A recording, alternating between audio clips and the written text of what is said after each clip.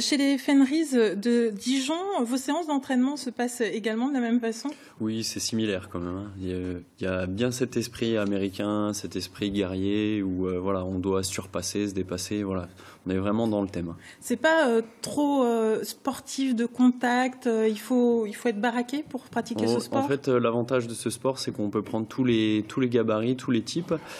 Pour la simple et bonne raison, c'est qu'on va avoir peut-être les plus forts au milieu, les plus vifs derrière qui vont porter la balle, et puis les plus grands pour attraper les ballons sur les ailes. Donc, on l'a entendu dans le reportage, ils sont avis aux jeunes recrues. Vous aussi, vous recherchez des jeunes? C'est un sport qui est vraiment en développement. Il y a une version aussi sans contact pour les plus jeunes, pour éviter le côté impact. Et oui, les clubs essayent vraiment de chercher des jeunes et de se faire connaître pour développer le sport. Oui, c'est ça. À partir de quel âge peut-on pratiquer ce sport? Alors tout dépend des clubs, tout dépend des éducateurs, parce qu'il faut avoir des éducateurs formés, etc. Nous, on va monter une école de flag à partir de la saison prochaine, à partir de 10 ans. Flag? Flag, c'est la version sans contact avec des petits drapeaux sur les côtés. D'accord, voilà. Mais quand même très sportif.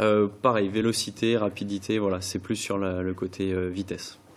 C'est un peu une ambiance qui s'apparente, j'ai envie de dire, au rugby.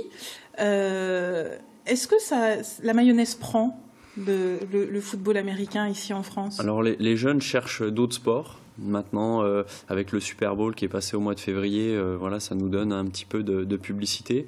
Et puis c'est le côté vraiment américain, on le voit avec les tenues, et puis le côté ambiance aussi.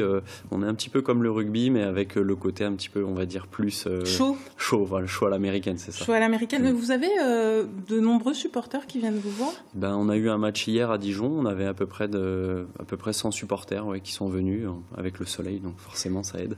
Et ce sont des personnes qui sont déjà sensibilisées à ce sport-là ou pas forcément? Alors ça dépend, on essaye de nous chercher voilà, des personnes qui vont nous soutenir, donc on essaye de se faire connaître à Dijon, au Grand Dijon, et puis après il y a des gens qui sont des anciens joueurs ou des anciennes personnes qui gravitaient autour du club, mais c'est des partisans, des sympathisants du foot américain qui connaissent déjà un minimum le sport en général.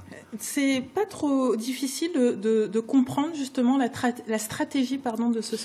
C'est vrai nous on est avec un ballon rond au pied, les Américains c'est avec un ballon avec un lacet dans les mains, donc c'est un peu compliqué parce qu'en fait c'est pas notre approche et on grandit pas avec ce sport, mais en fait on comprend très vite les règles, c'est un sport de gain de terrain et voilà, on a besoin on a 4 tentatives pour avancer de 10 mètres, donc voilà, dès qu'on a compris ça, c'est relativement simple après.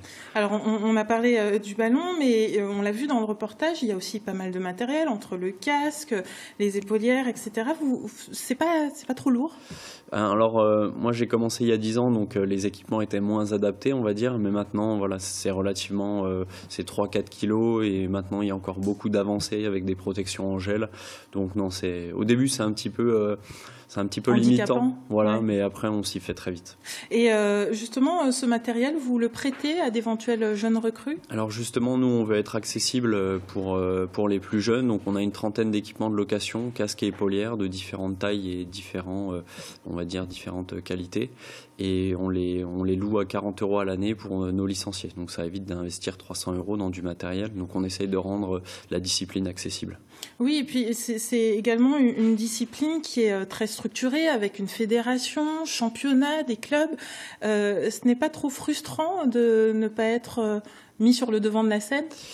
C'est encore une fois, après le foot traditionnel, le basket, etc. Voilà, nous, on est une jeune fédération, on est un jeune sport, donc je pense que ça va arriver. Comme le rugby il y a à peu près 10 ans, ça va arriver, je pense.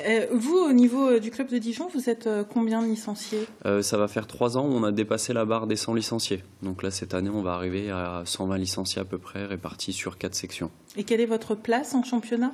Alors là, on a commencé le championnat hier, donc malheureusement, c'était une défaite. Mais donc du coup, ça commence.